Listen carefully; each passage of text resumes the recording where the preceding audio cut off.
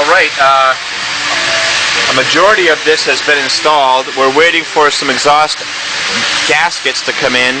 That's because it's a non-USA engine, obviously. It's a 18Z, and the exhaust manifold, which is located right here, needs gaskets, and we've just placed it there temporarily so we can continue with our work.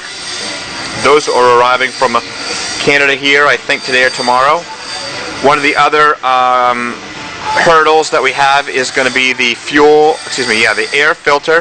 The air filter will go between the snorkel here and the intake, and we're trying to track down a couple different sources, but one of the companies that we were going to be using for this truck as well as another truck is out of business this week. I don't know what the story is, but we can't get their inline air filter, so we're having to go what possibly is called the Donaldson filter. But needless to say, what we did is we located our intercooler here at the very front of the vehicle. You can see it sort of behind the grill, and it sits down there below the horns. We've routed all of our lines. You can see our fill point is over here, and we have our inline pump somewhere, actually located right down here under the radiator. You can see that right here if I bend down.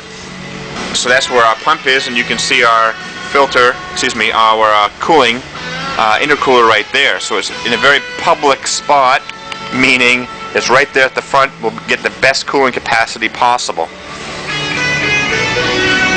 So a number of lines have been routed, and we're in good shape. We're not too far off the mark where we can start this up and do some tuning with this, but we want to try to get as much of the piping and the routing and obviously the gasket done before we get into that fashion.